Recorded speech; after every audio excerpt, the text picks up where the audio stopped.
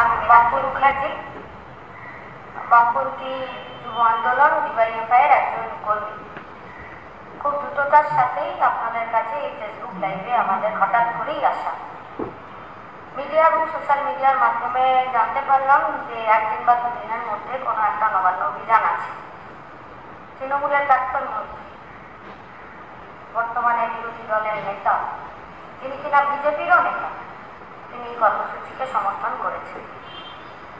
এই কর্মসূচির উদ্যোক্তারা এই কর্মসূচির সাথে আমার নাম যুক্ত করে প্রচার করেছে।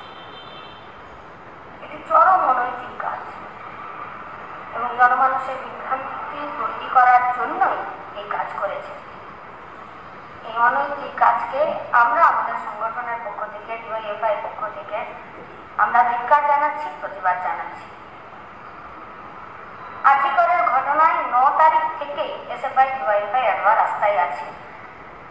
আজকে গোটা রাজ্যের মানুষ, রাজ্য ছাড়িয়ে দেশ, দেশ ছাড়িয়ে বিদেশ এবং গোটা রাজ্যের মা বোনেরা আজকে রাস্তায় নেমেছেন নির্যাতিতা দোষীদের শাস্তির দাবিতে, বিচারের দাবিতে, দুর্নীতির বিরুদ্ধে।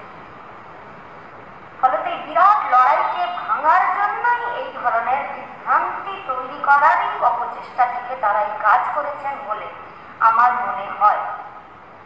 এই কর্মসূচি সম্পর্কে আমি বা আমাদের ডিওয়াইএফআই এর বিস্তারিত কিচ্ছু জানাই, জানাটার কথাও না। আমি বা আমাদের সংগঠনের কেউ ডিওয়াইএফআই এর, এসএফআই, অ্যাডভা বা কোনো বামপন্থী সংগঠনের এই কর্মসূচির সাথে কোনো যোগাযোগ নেই।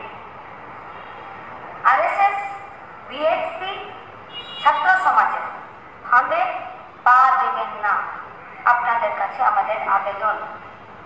27 তারিখ গোটা রাজ্যে, জেলায় জেলায়, এলাকায় এলাকায় এসএফআই, ডিওয়াইএফআই, অ্যাডভা আজিকরের নির্যাতিতা দোষীদের শাস্তির দাবিতে এবং বিচারের দাবিতে এবং অবশ্যই দুর্নীতির বিরুদ্ধে রাস্তায় থাকবে।